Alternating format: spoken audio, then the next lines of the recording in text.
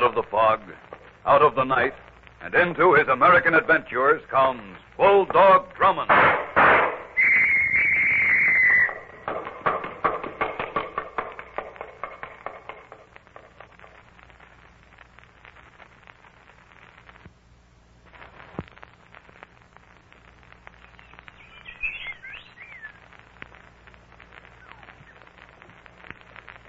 In the gray light of early morning, the young woman and the man stand at the finish line of the training track, their eyes intently following the racehorse as the jockey brings it down the home stretch. The young woman holds the stopwatch tensely in her hand. The horse rushes past the finish line, and the young woman snaps the control lever on the watch. The jockey slows his mount down and brings it back to the finish line at a slow trot. Easy, boy. Easy. How do we do, Miss Pierce? 147 and a half, Al. Nice riding, kid. Well, thanks, Mr. Connors. A mile and the 16th and 147 and a half. That's not bad, eh, Miss Peters? Not bad. That's darn good, Al. That's White Star's best time to date.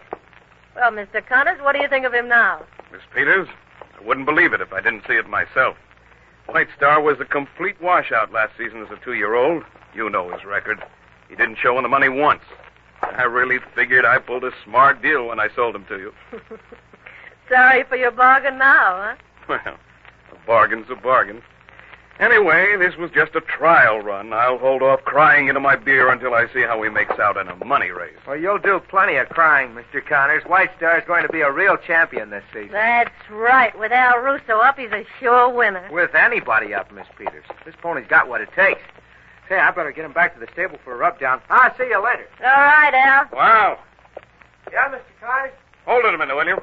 I'm going back to the stable. I'll walk with you. Sure. Do you mind, Miss Peters? No, go right ahead.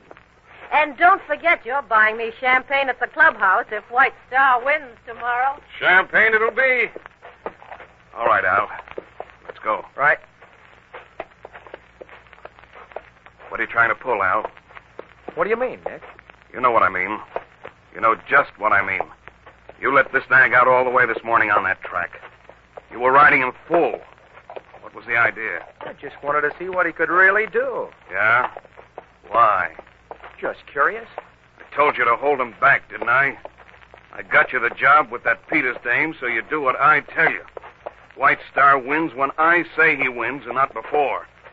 He comes in under the wire when the odds are where I want them. You understand that? Well, yeah, sure, Nick, just as you say, but... Nick, one thing bothers me. What? What did you have done to this hay burner? Last season, he didn't have no more chance than a snowball in the Sahara. You dumped him on Helen Peters because he was a flop. Now, all of a sudden, he runs like man of war. What's the angle, Nick?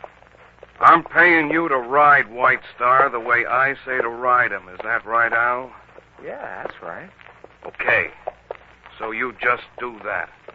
I'm not paying you to ask questions. Remember that. You get too nosy, and instead of riding that nag, you're liable to end up jockeying a hearse. Just remember that, Al.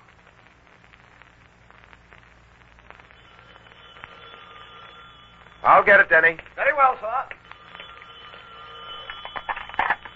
Hello? Captain Drummond? Yes? I got to talk to you. I'm in a jam. Who is this? Russo. My name's Al Russo. I'm jockeying out at the Westwood track. Just what sort of jam are you in, Mr. Russo? I'm riding White Star in the 4th race this afternoon. I'm out at the track now. I'll be going to the post in an hour, and I got to talk to you before the race. Can you make it out here fast? You still haven't told me what this is all about. Well, you got to come. I'll meet you in front of the grandstand, Section C.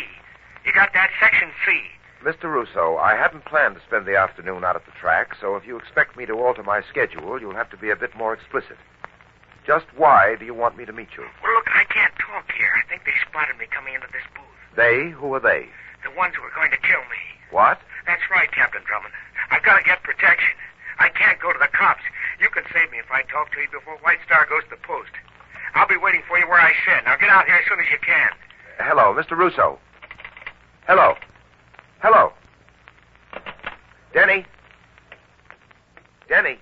Yes, sir. What is it, sir? Hurry, bring the car around front. We're going out to the Westwood racetrack. Westwood racetrack? But I thought we There's were a going change in our plans, Denny. But, sir, why this sudden and new interest in the horses? It's not the horses. It's my usual and old interest, murder. Now, hurry, get the car. I'll be out in a moment.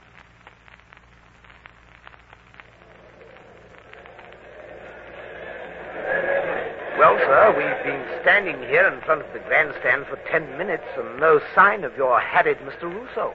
You know what, sir? What, Denny? This may be nothing more than some sort of practical joke. Maybe there is no such person as Al Russo. There's an Al Russo, all right. How do you know, sir? I checked the racing page in the newspaper before we came out here. Just as he told me over the phone, he's scheduled to ride White Star in the 4th race. Well, if he's going to show up here, he'd better make it soon. The 4th race will begin in a few moments. Come on, Denny. Where are we going, sir? To the paddock. Russo should be there. Maybe he could... Pardon me. Yes? You're Captain Drummond. Yes? Sir, hadn't we better hurry? It's almost post time. Please, I must talk to you, Captain Drummond. Sorry, miss. Perhaps later. No, Just... Al sent me. Al Russo? Yes. Where is he? He couldn't meet you here. Well, where is he? He was afraid to come out into the open. And just who are you? I'm Al's wife, Captain Drummond. He's in trouble. So he said over the phone. Well, he's got to talk to you. He wouldn't tell me what it was, but I know it's something terrible. You will help him, won't you? I'll do everything I can. Thank you, thank you. Now, where can I speak to your husband, Mrs. Russo? Over there, at that line of telephone booths under the grandstand. He's waiting for you. He's in the 3rd booth. Al said I should wait out here and see if they follow you to him. All right, Mrs. Russo. We'll be back to talk to you after I see your husband. Yes, I'll be right here. Come along, Denny. I'm with you, sir.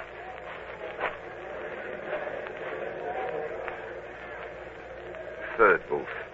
Here it is, Denny. What? It's empty, sir. There's no one in there. Yes. But Mrs. Russo said he was waiting here for you. Denny, Mrs. Russo isn't a woman of her word for more reasons than one. What do you mean by that, sir? Look over there, where we were talking to Mrs. Russo. Why, she's not there. She's disappeared. Exactly. Come on, Denny, hurry. Where to now? The paddock. What do you suppose this is all about? Why did Mrs. Russo tell us her husband was in that telephone booth and then vanish herself? I think that's your answer, Denny. Oh, I say, they're calling the horses to the post for the 4th race. Exactly. And there goes White Star to the starting gate with the others. That's your answer, all right. We were tricked by Mrs. Russo. It was a stall to keep us away from her husband until the race began.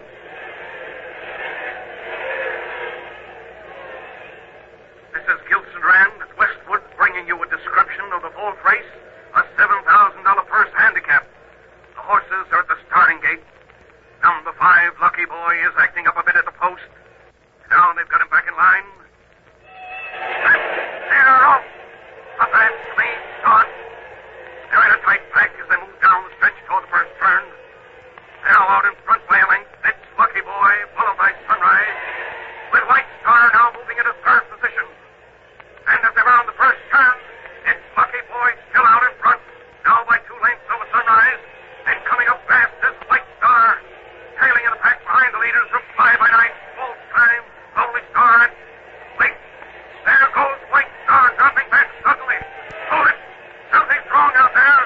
Al Russo up on White Star has let go his reins.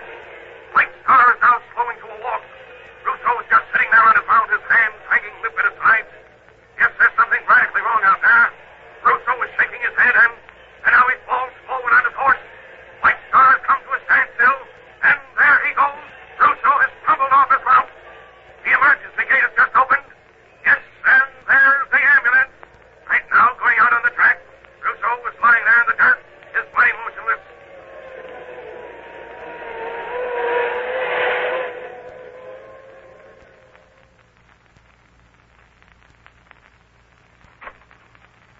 Captain Drummond. Yes, Denny? Miss Peters and her stable hand, Dave Turner, are outside. All right. Show Miss Peters in first. Yes, sir. This way, Miss Peters. Captain Drummond, I'm Helen Peters. How do you do? I've just learned from the track officials that my jockey, Al Russo, was poisoned. Yes, that's what happened. I've been asked to handle the investigation. I don't know whether you were informed of the matter, but Russo called me earlier this afternoon. Al called you. Yes. But why? He wanted me to help save his life. Miss Peters, what do you know about Al Russo? Nothing, except that he was a good jockey, Captain Drummond. Don't understand. Why should anyone want to murder Al? I was about to ask you the same question. As far as I know, he didn't have any enemies. Miss Peters, according to Russo's wife. His wife? Yes, a young lady about your height, blonde. Didn't know Al was married. He didn't tell me. Denny, I doubt seriously if the young woman was Russo's wife. While you went for Miss Peters, I checked with the other jockeys here. As far as they knew, Russo was single. That mysterious woman was just playing her part in the murder game. Captain Drummond. Yes, Miss Peters? I was with Al in the paddock when he mounted White Star. He seemed perfectly well then. He was at that point. But they said he was poisoned. That's correct. How? No one was near him after he left the paddock for the starting gate. Russo's death was caused by a strong and swift-acting poison. That poison was injected into his system. Injected? Denny, let me have that saddle. Yes, sir. The medical examiner found a puncture on the inside of Russo's right thigh. Here's the saddle, sir. Hold it up a bit, Denny, so Miss Peters can see. Right, sir. Miss Peters, you'll notice this sticking out of the right side of White Star's saddle. It's a needle. The murder weapon. There's a hypodermic sewed on the inside of the saddle there.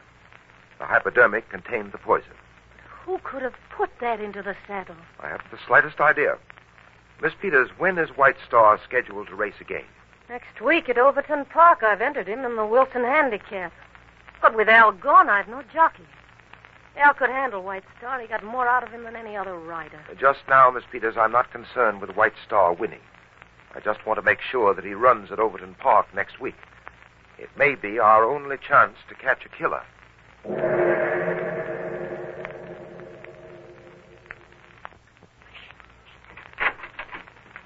You got another jockey, Mr. Connors. What'd you get, Dave? Teddy Lynch.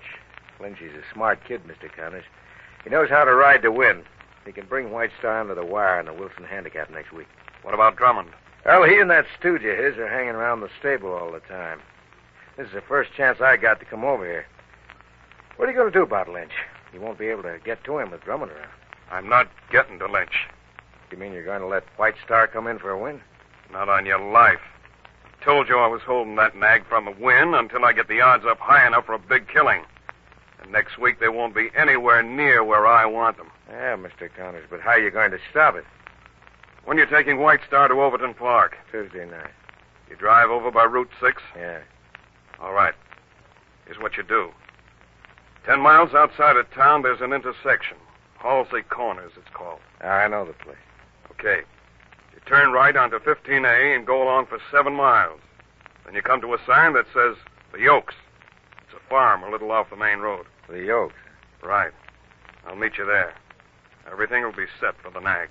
Pulling in reverse, huh, Mr. Connors? What do you think? I got too much invested to let White Star win yet. Got everything straight, Dave? Sure, but what about Drummond? What about him?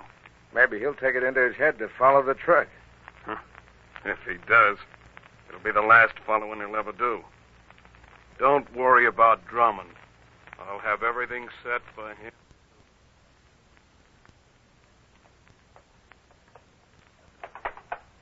Take it easy, boy. Now, easy.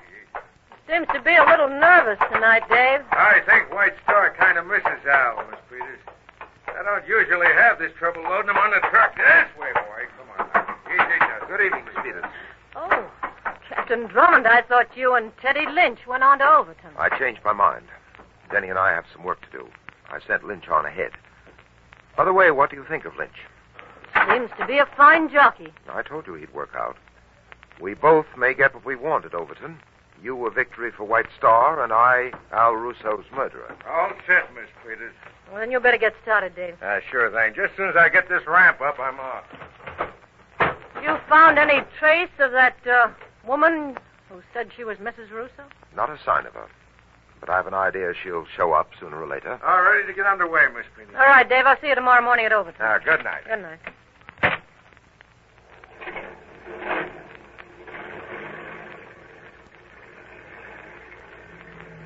I drive you back to town, Captain Drummond. No, thank you very much. Here comes Denny with my car now. All set, sir? Yes, Denny. See you at Overton, Miss Peters. All right, Denny, let's go. Right, sir. Keep on the tail of that truck. Right, sir. Not too close. I don't want him to suspect he's being followed.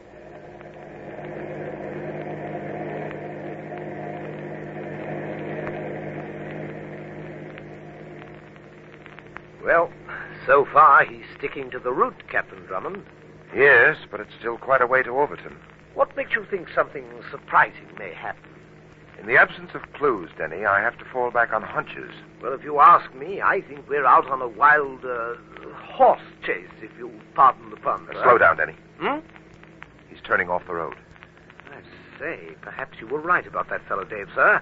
That's not the way to Overton. Step on it, Denny. Get up to that intersection. Right. Now, take that turn fast. I don't want to lose track of that truck. Hold on, sir. Here we go.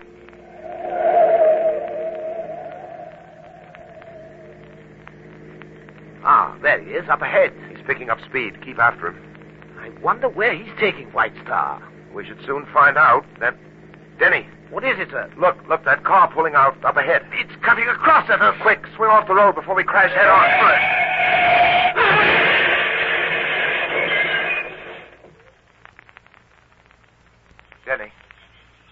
Denny. Oh, I'm all right, sir. It's just my arm. We're certainly lucky. We might have been killed. That apparently was their intention. You mean that wasn't an accident? Not by a long shot. That car was evidently waiting for us to come along. Someone had made preparations in the event that the truck carrying White Star was tailed. At any rate, Denny, one of my hunches has been proven correct. No doubt about it, we were on the right track. Yes, but now, unfortunately, sir, we've been derailed. Only temporarily, Denny. Only temporarily. But what about the truck? We've lost it. Oh, I'm sure White Star will turn up at Overton safe and sound. Yes, but what about us? Well, first we get in touch with the local police and arrange for our sudden passing. Sudden passing? What do you mean, sir? We're dead, Denny. Dead? That's the way the newspapers will carry the story. Captain Hugh Drummond and Denny killed in auto crash. How does that sound to you? Frightful.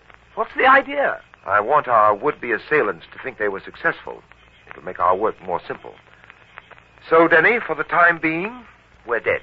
Very well, sir. I'm dead. Now, would you mind telling me just what work we corpses are to do? Denny, I'm afraid this is going to confound you even more. Go ahead, sir, but break it to me gently. You've heard the one about the horse of a different color? Continue. Well, Denny, we're setting out to find a horse of the same color. Dear, frankly, sir, it doesn't make one bit of sense. But, sense or no sense, I suppose we ghosts should stick together.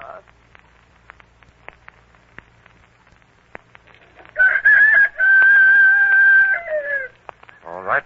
We'll try that barn first. Really, Captain Drummond, we're taking quite a gamble sneaking about farms in this fashion. We're liable to run up against a farmer who'll take us for trespassers and greet us with a load of buckshot. I'm afraid we'll just have to chance that. Very well, sir. But how long are we going to keep this prowling up? Until I find what we're looking for. I'm sure it's someplace in this area. All right, open that door and we'll see what this barn has to offer. All right, come on. Close the door. Yes, sir. The horse stalls are over there. Let's go. Denny, What is it, sir? that horse in the end stall. Sir. Come on. Why, Captain Drummond, this horse, he has a white marking on his head, the same marking Yes, as... it's White Star, all right, Denny. Oh, but I still don't understand. You said when you checked yesterday morning that White Star had arrived at Overton. So he did. Well, then who is this horse?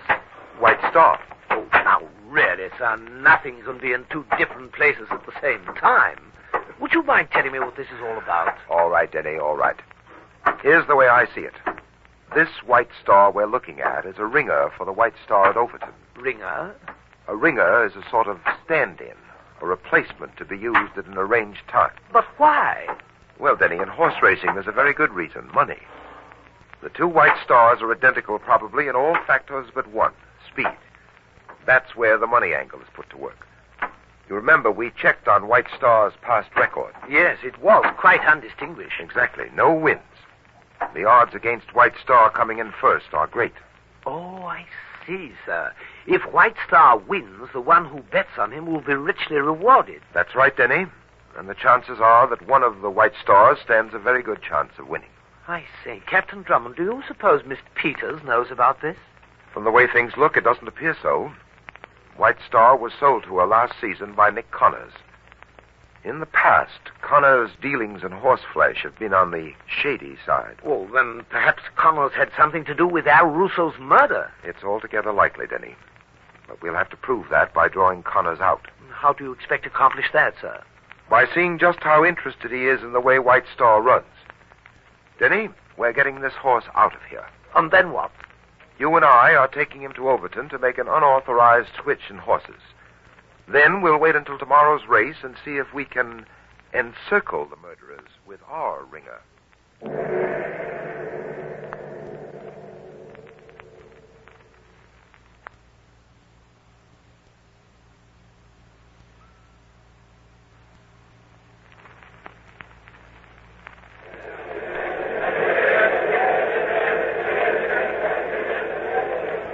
I say, Connors is here, sir. I saw him in a box at the other end of the grandstand. All right, Denny. Now, we'd better remain out of sight until after the race. I saw Miss Peter's stable hand, Dave, too. He's wearing a bandage around his head as a result of that blow I delivered to him last night before we switched horses. Must be quite a headache, sir. But nothing, Denny, compared to the headache the state is going to give him when we wind this case up. You know, Captain Drummond, one thing bothers me. What's that? I wonder which of the two is the real White Star, the one who ran so badly last season. We'll soon learn that, Denny. Ah, there they go. And as they come around the far turn, it's Seminole, still out in front by 2 lengths over Rocky Ridge, with Dusty King moving up to take third position of a windsong. Seminole has now extended his lead by 3 full lengths, and wait, there's White Star coming up fast on the inside. Yes, he's making his bid. White Star with Petty Lynch up. He passes Dusty King to capture the number 3 slot, and he's still moving up. White Star, the 20-to-1 shot up there among the leaders. And as they round the turn into the home stretch, it's Seminole still in the lead, and there goes White Star past Rocky Ridge into second place, and he's still coming up fast. Jockey Teddy Lynch is pushing his mount, pushing, and now it's White Star challenging Seminole, and he's up there, Seminole and White Star, neck and neck, White Star and Seminole, as they head for the finish line, and here they come, and it's White Star the winner.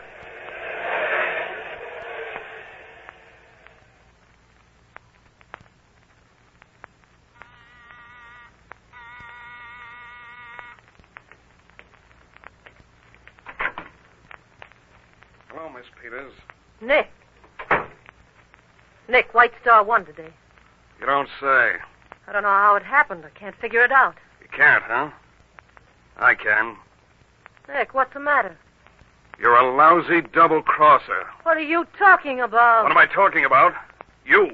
The dirtiest double-dealing dame on the face of the earth. That's what I'm talking about. Nick, I couldn't help it if White Star won today. He just ran well. White Star doesn't run that well. He hasn't got it in him. The ringer was in there today. What? Don't give me that what business. You were setting yourself up for some quick change and a run-out. I got it all figured. Nick, you're wrong. I just checked with the farm. The ringer wasn't there. You got him out. You pulled a double switch on me. No, honest, We I were going to didn't know split it. a nice take, you and me. But you couldn't wait. You wanted to make a grab for yourself, just like Al Russo did. What made you think you'd get away with it? What made you think so? You're wrong, Nick, you're wrong. I didn't know. I don't know what you're talking about. I rig up a neat scheme. Nobody knows the connection between you and me. I rig it up neat so we can get out with a clean take. You sit high and dry. I get the dirty work done. I get rid of Russo. Then I put Drummond and that stooge of his out of the way. And all the time, you're setting me up for a lousy sucker. Nick, believe me, I didn't switch the horses. I had nothing to do with it. Not much you didn't. Please, you gotta believe me. Get over there by the window. What? What are you gonna do to me? I got another plan for you and me now. Only this time it's sure to work.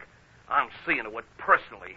You're going out that window. Nick! You're going out that window and land smack on that lying face of yours. Stop moving. Nick, please, wait Come on, for me. get over the window. Nick, for heaven's sake, you gotta listen Get the to window. me. Get going, I say. Get over Here you are, there. Miss Peters. Captain Drummond. Don't move, either one of you. You're alive. Sorry to disappoint you. Captain Drummond. This man was gonna kill me. Yes. Denny and I heard him talk about it from the adjoining room. We heard everything you two said. You see, Miss Peters, we followed Nick Connors here. All right, Denny, you may show them the way out. Delighted, sir. Miss Peters, Connors, you and the others in this scheme will be starting off soon in a race run by justice. A race for your lives. And believe me, in a contest like that, there won't be any ringers.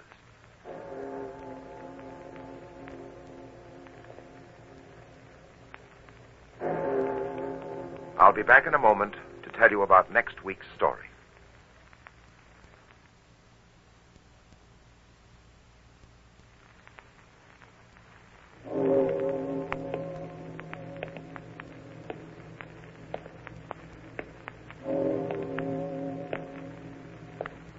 Next week, Denny and I visit a seashore resort and find the carnival owner dead on his own scenic railway.